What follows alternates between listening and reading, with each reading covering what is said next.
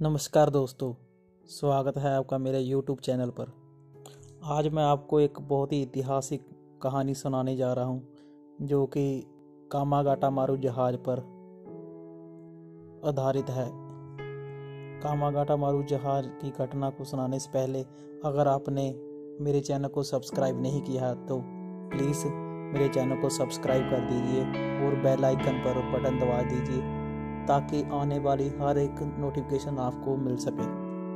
बात है अप्रैल 1914 की, जब बाबा गुरदीप सिंह नाम के शख्स ने गुरु नानक स्टीमशिप कंपनी खोली थी।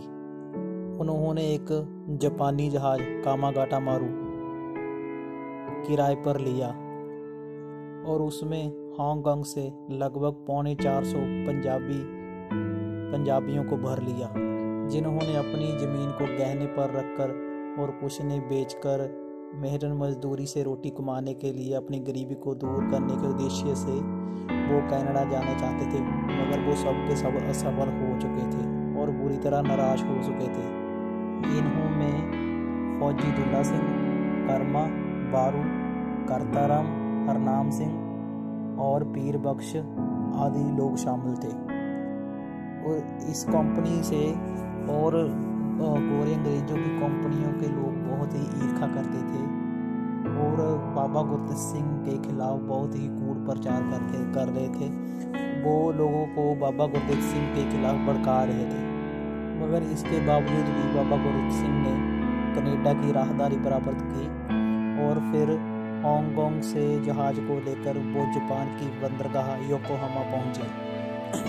सभी के सभी मुसाफिर वहाँ की कुदरती सुंदरता और सुंदरियों को देखकर मोहे गए। वहाँ के एक जापानी ने फौजी को करोड़ों की गिनती वाले भारत को मुट्ठी भर अंग्रेजों के गुलाम होने का एक ताहना सा मारा, जिससे वो सब शर्मसार हो गए और फौजी बहुत शर्मसार हुआ। वहाँ पर उनको प्रसिद्ध कवि और देशभक्त भगवान सिंह और टोक्यो में फारसी के प्रोफेसर बरकतुल्ला मिलते हैं, जिन्होंने उन्हें बताया कि नए लॉ के अनुसार उन्हें कोई भी वैंकूवर नहीं उतरने देगा। मगर फौजी बोला कि वो अंग्रेज़ों के वफादार हैं, इसलिए उनको वहाँ पर उतरने से कोई नहीं रोक सकता।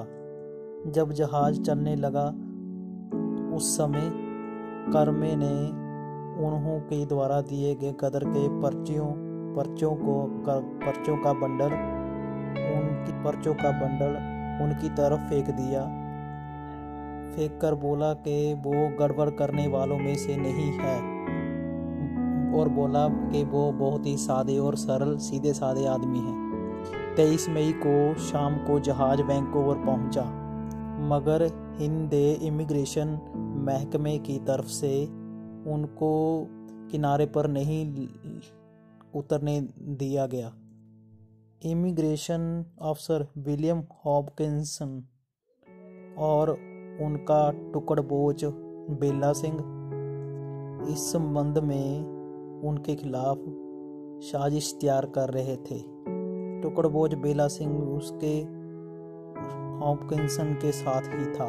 हॉपकिंसन बाबा गुरदीप सिंह को रिट करने के लिए किनारे के ऊपर उतरने नहीं देना चाहता था और कहता है कि वो उन्हें किनारे पर उतरने के लिए कहता है कि 3 शर्तों में से उन्होंने एक भी शर्त पूरी नहीं की। उनमें से एक शर्त थी कि जहाज सीधा कलकत्ते से नहीं आया और बेला सिंह जहाज के मुसाफिरों के विचकार फूट डालकर बाबा गुरदीप सिंह के खिलाफ कर रहा था। हॉपकिंसन के कहने पर वो बाबा गुरदीप सिंह के खिलाफ करने के लिए जहाज के डॉक्टर रघुनाथ सिंह की फैमिली को उतरने की इजाज़त दे देता है और उनसे मिलना चाहता है। कुछ समय बाद हॉपकिंसन जहाज पर आता है और बाबा गुरदीप सिंह से मिलता है। बाबा गुरदीप सिंह हॉपकिंसन को कहता है कि कोई भी जहाज कैलकाटा से सीधा वैंकूवर नहीं आता। हॉपकिंसन सिर्फ गुरदीप सिंह को उतरने के लिए $5000 मांगता है। मगर ये सारी बातचीत बाबा गुरदित्त सिंह की तरफ से गुरु ग्रंथ साहिब के आगे कसम खाने की शर्त मानने से इनकार करने के कारण टूट जाती है और बाबा गुरदित्त सिंह कहते हैं कि वो कानूनी तौर पर उतरेंगे। वैंकूवर में रह रहे भारतीय लोग अपने भाईचारे को जहाज से उतारने के लिए हर मुमकिन कोशिश करते हैं। वो लंदन, दिल्ली और ओटावा की तरफ तार डालते हैं, मगर उनको कोई भी उत्तर नहीं मिलता। उनके लिखे हुए खतों और लेखों को और एडिटोरियल का कोई भी असर नहीं दिखाई दे रहा था और वो सब सोचने लगे कि ये महकमा, ये डिपार्टमेंट मुसाफिरों को भूखे मारने पर तुला हुआ है।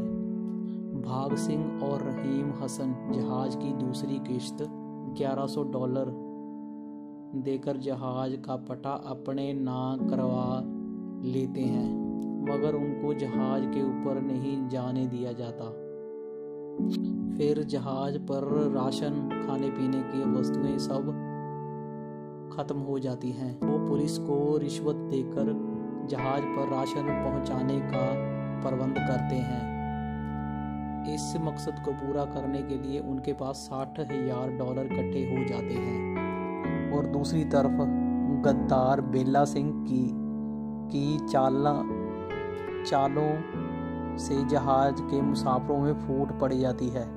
एक बच्चे की मौत को लेकर कुछ मुसाफिर बाबा गुरदित्त सिंह को मारने के लिए तैयार हो जाते हैं, मगर वो बहुत ही सूझबूझ से अपनी चतुराई से मुसाफिरों को ये बात समझा देता है कि वो दिल से मुसाफिरों का हमदर्द है और वो उनको समझाता है कि उनके सारे दुखों का कारण उनकी अंग्रेज़ों की गुलामी है।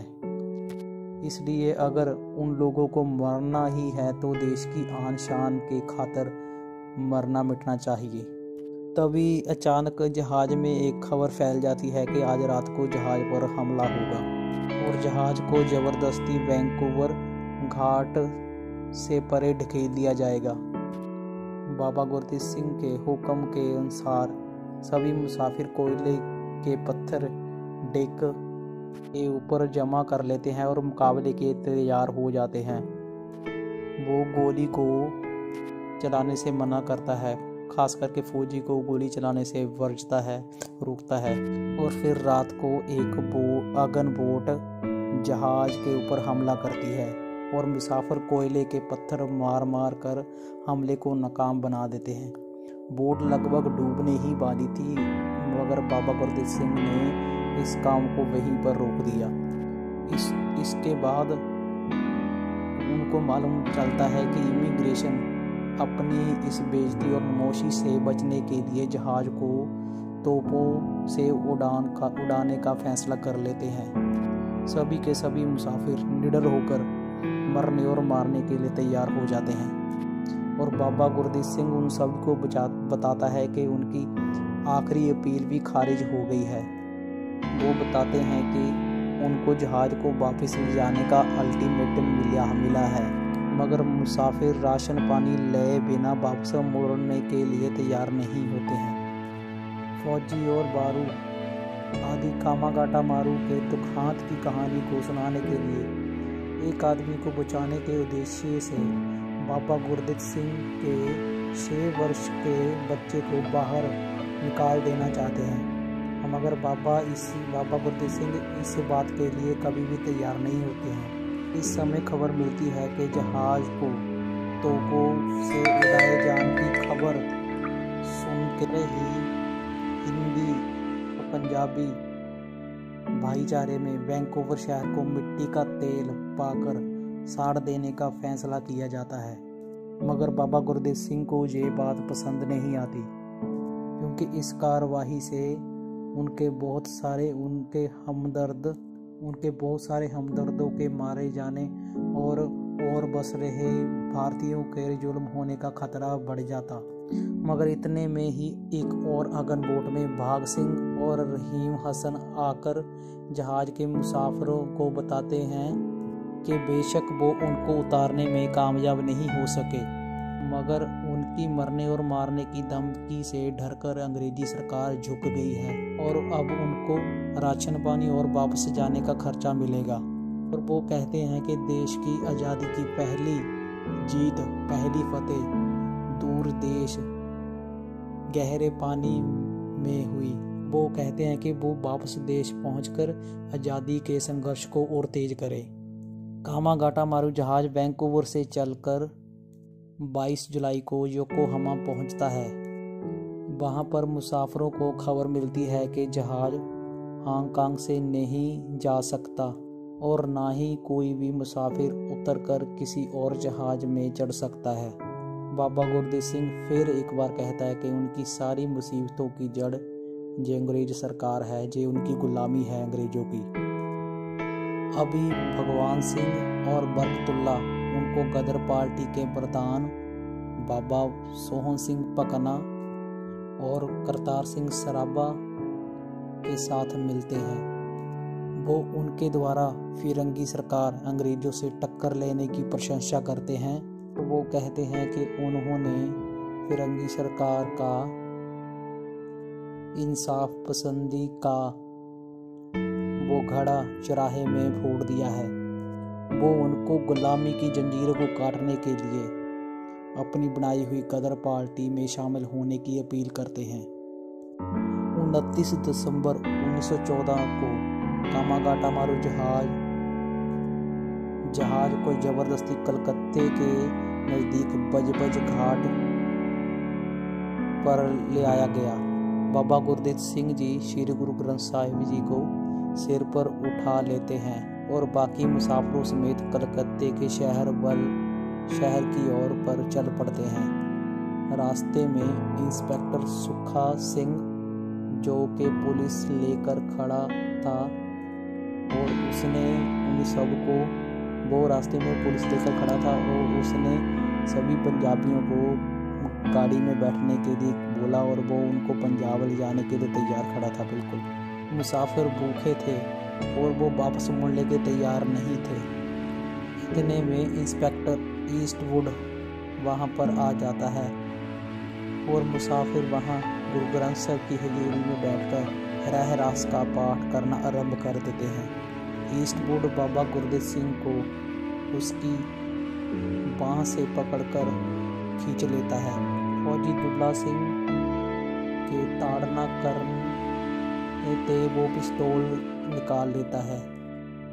दुल्ला सिंह उसके हाथ से पिस्तौल को छीनने लगता है और गोली चल जाती है, जिससे ईस्टवुड वहीं पर ढेरी हो जाता है और वो मरता मरता हुआ गोली चलाने का हुक्म दे देता है। और इसके नतीजे वजों सारे के सारे मुसाफिर वहाँ पर मारे जाते हैं और कुछ मुसाफिर अंधेरे का फ़ायदा उठाकर इधर उधर भाग जाते हैं। और इस तरह ये कहानी यहीं पर ख़त्म होती है। इस कहानी से और भी बहुत सारे तथ्य जुड़े हैं, मगर ये इतिहास में ना भूलने वाली बहुत ही दुखदायक और ऐतिहासिक घटना है। नमस्कार।